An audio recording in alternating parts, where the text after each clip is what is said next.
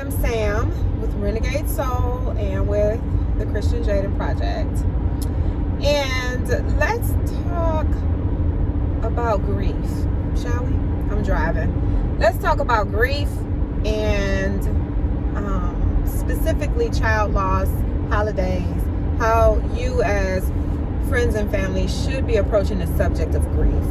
And that's just year round. I mean, it's the holidays right now when I'm recording this, but I think it's important all year round to know certain information. So let's start with my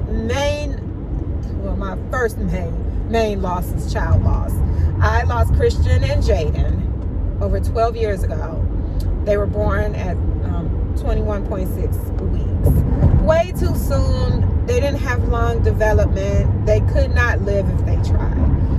So they each lived about between 15 minutes and an hour between the two of them after they were born. I delivered them vaginally. They were alive when they were born, and they were just tiny and not able to live, right? Okay. So now we have these babies that have passed on, and they give us purpose, for lack of a better word. They give us purpose. It hurt like hell. It hurt like hell. Who wants to be pregnant for 5 months only to come home from the hospital without babies? Nobody. Who in their right mind thinks that, wow, I'm pregnant and I'm going to lose them? Nobody is thinking that. Nobody wants that. So let's just acknowledge that first, right? So this is something that happens to people, and in a lot of ways for people, right? Because I'm a totally different person than I was back then. So that's number one. Number two, the Christian Jaden Project was born in their 10-year anniversary of their birth.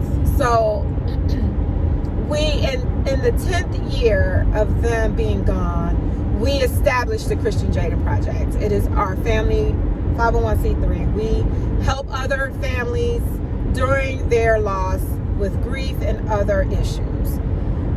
It really is a purpose. They have really and truly redefined what life looks like for us as a family, for me as a human. And that's very important, because people that know me and know me well, they already know that I do this work. They already know that where there is a child loss, Sam can probably help. Very important. With that being said, though, there are parameters around it. And I bring this up today because this has happened several times, actually, from very well-meaning people and very close friends. Just because I experienced this type of loss doesn't mean that when you see someone close to you that maybe I don't know or whatever, that I'm the first call that you make.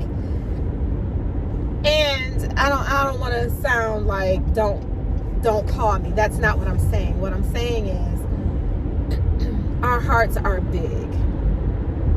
When we see someone in pain, we immediately want to kick in and provide them with a service or something that can ease their pain. And there's nothing wrong with that. There's nothing wrong with that. I love it.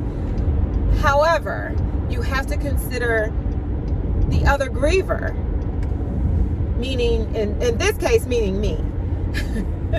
So even though I'm 12 years removed from my loss, doesn't mean that it doesn't hurt. And it doesn't mean that you can send anything to me without warning. Right? So a few years ago, a friend of mine had a close friend of hers lose a baby. And she didn't know what to do, naturally. nobody really knows what to do in those instances, and that's okay. But because she didn't know what to do, she immediately texted me. She said, oh my God, my friend just lost her baby, yada, yada, yada. What do I do? Blah, blah, blah. We're going back and forth. And boom, she sends me a picture of this dead baby. And it sends me spiraling downhill from there, right? So it's not that you can't send. I mean, what she was trying to do was share. What she was trying to do was share and be open and honest about her feelings of confusion, and open and honest about her desire to help her friend. But in the process, she majorly triggered the person that she reached out to for help. And I immediately told her, I said, you can't send me this type of stuff without warning me. You know, like that was the end of the conversation for me, because I just had to put the phone down. I could not function after that, because the thing about it is that when you see a picture of a dead baby, and I say that on purpose, so Nicole, my development officer at CJP, she always says, Sam, you just say dead baby like it's nothing, and it throws everybody off. It throws the whole conversation off. And I say it on purpose because you need to know that I'm not unaware of what we're talking about, right? I live with this every single day. And if the term dead baby makes you uncomfortable, we need not to be having this conversation you thought you were ready for, and you're not really ready for it. But anyway, she sends me a picture of this dead baby. It triggers me. She didn't say to me, hey, I actually have a picture of the baby. Do you mind if I share it?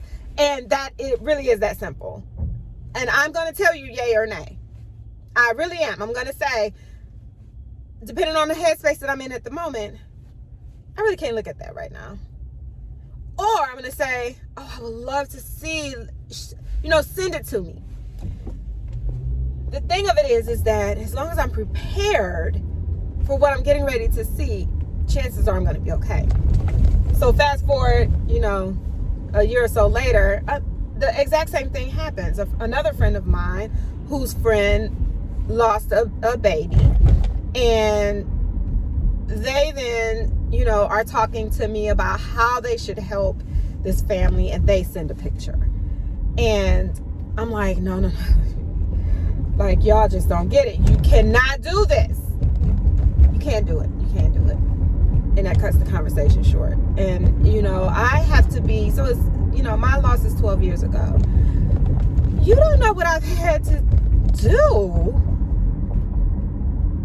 to get to the point where I am now.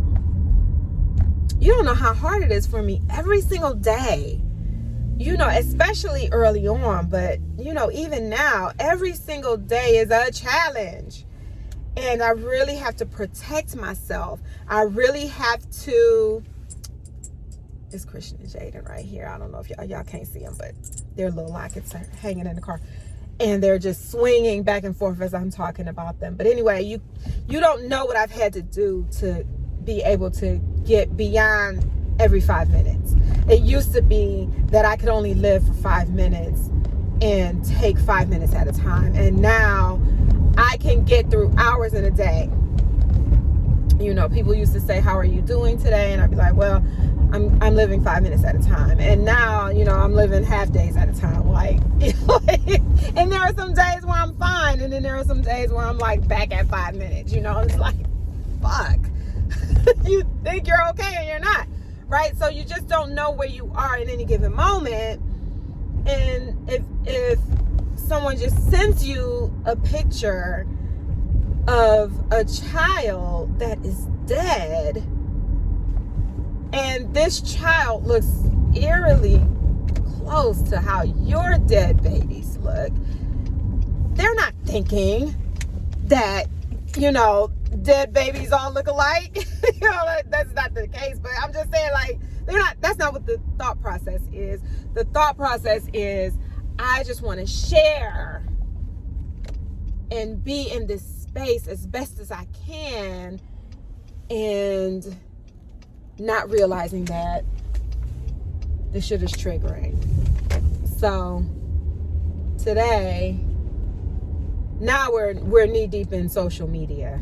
This was not the case 12 years ago, but now we're knee deep in social media, and people are very comfortable sharing way more than ever, by the way, than they ever had been. And apparently there is a child loss of a person that I don't know, but someone sent it to me. And the post didn't come up because their page was private. And I told them, because the message said, hey, reach out to this person. And so I said, I can't see that post. I don't know what you're talking about. So, whatever. And so this person takes a screenshot. I just put it in my driveway. This person takes a screenshot then of the photo of the baby and sends it to me. And I went off. I was like, look, you cannot do that. You can't send me that without warning. But this time, this person said,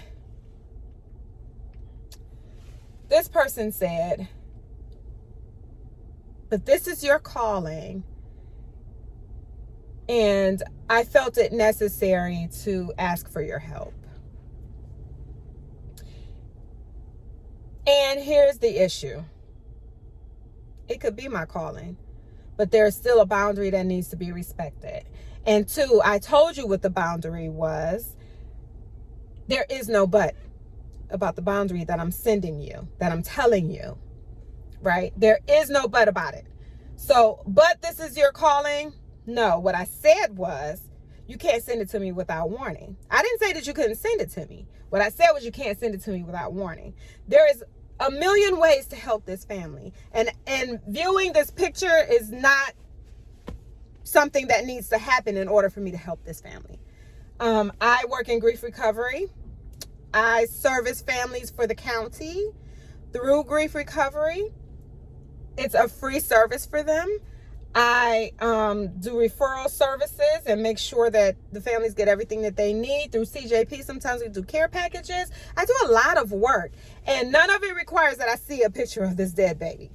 So that needs to be said. But two, someone just lost a baby, and I mean, must have been today. It must have happened today. And each other time it had been that day. So this is a very important thing, and it just needs to be said. When people lose babies, this is very specific to child loss. When people lose babies, I'm not going to reach out to them. They aren't ready. They simply are not ready. So when people reach out to me and say, hey, I need you to contact so-and-so and so-and-so, I tell them immediately, in the event that I haven't been triggered, you know what? Let me give you some information to pass on to the family, because they aren't ready for me to contact them. They don't know me. And the loss is so fresh that they won't even hear me. I'm just telling you facts. I know what I know. They won't hear me. And also, because they won't hear me, they won't even know who I am. And so they're going to be looking around like, who's this crazy lady? And who sent you? So that's one of the reasons why I don't reach out to families who just lost. But two, and this is very important, that even though, here you go, one of my rainbow babies, Kaden, he sees me out in the car. And what do you want, boy? Let me give you a hug, and I'm about to be outside for you too. Okay. All right, I love you. Yes, please. So, two, people say, hey, can you reach out to this family? Number one, I think I just covered this and Kaden just threw me off. One, we don't do the reach out. But two, it literally takes months before these families are ready to hear from us as counselors, as referral agencies, as, whatever the case may be. More importantly, it has to be someone close to them in the early days. This is very important. I mean, like, so important. Put yourself in this shoe right now. Just for a moment. Just think about it. Put yourself in this shoe right now and think about it. Your baby dies. Who will you listen to? A stranger coming to you through social media or wherever, saying to you, I know how you feel.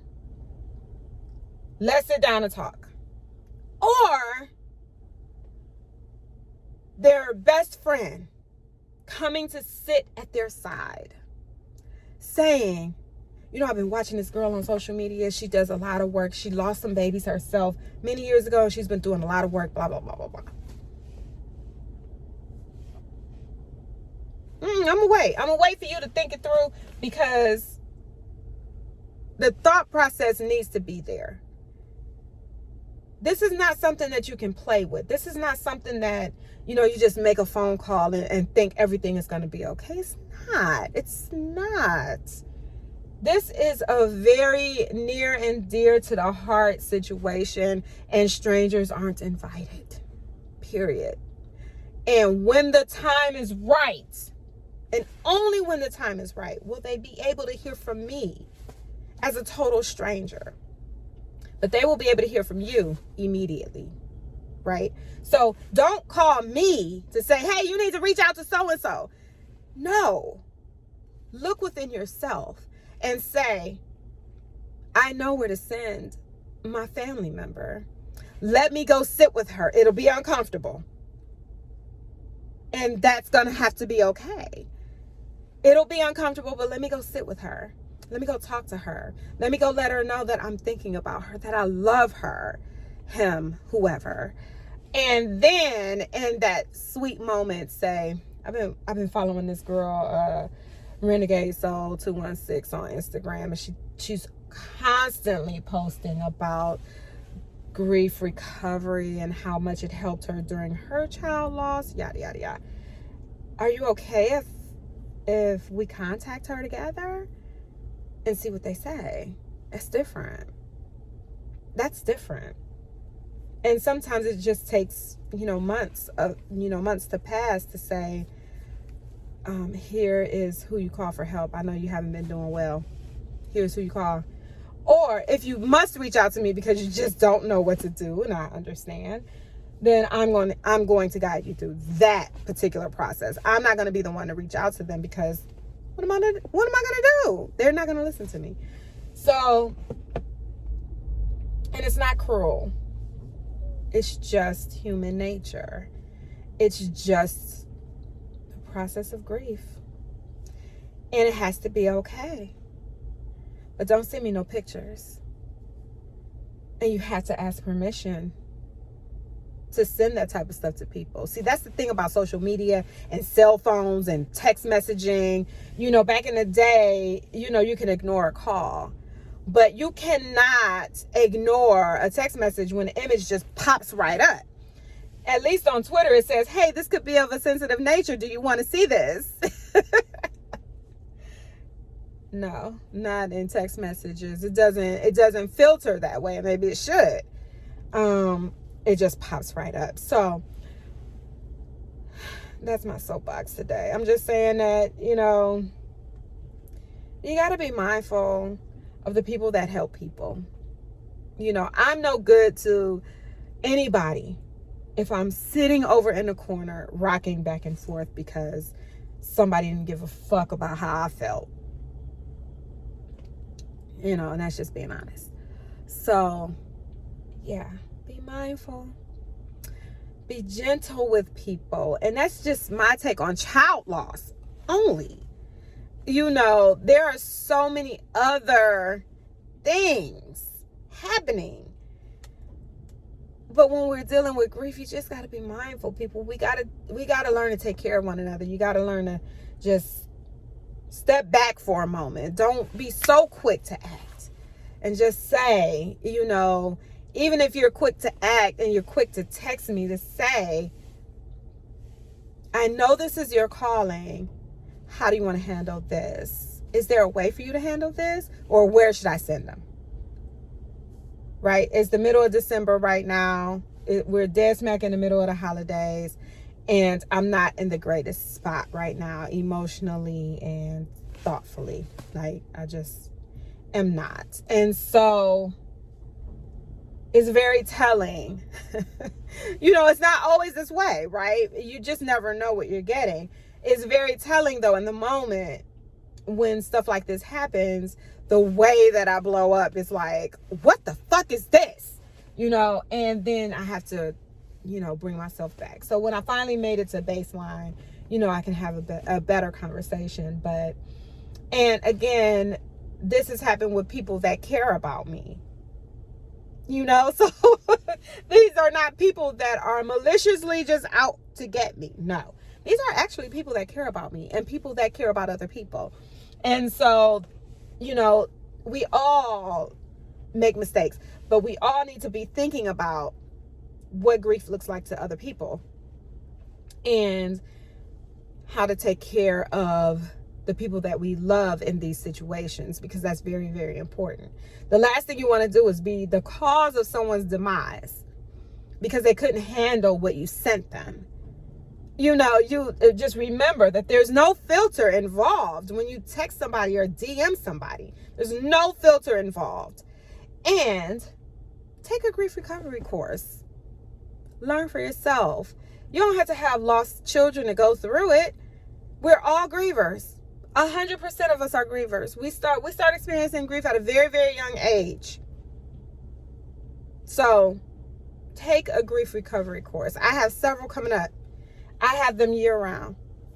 I do one-on-ones. Call me. I'll walk you through the process. But I guarantee you that after you do grief recovery, you'll never come at somebody like that again. I promise you that. Because you'll learn all the different things that people say and do that are not helpful in the grief process. And it is a process, and it takes a long time. A long time. And so if you don't know what I'm talking about, consider yourself blessed. I still consider myself blessed, and I've been through quite a bit. And my purpose has changed quite a bit. And I'm honored that I'm the first person that people think about. I don't want you to misunderstand it. I'm very honored. But there are ways to do this that don't send me spiraling downhill. Because chances are you probably don't want to see me off in a corner crying. You don't want to send me into a depression. I already know that about y'all. This is not what you want for me. I already know. So you just have to be mindful of that and of the other people around you. So that's my soapbox. I hope that was understandable. Leave me your comments.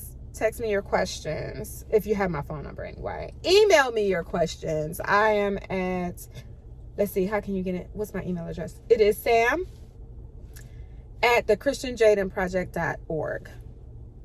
If you got questions. I appreciate y'all listening to my whole soapbox.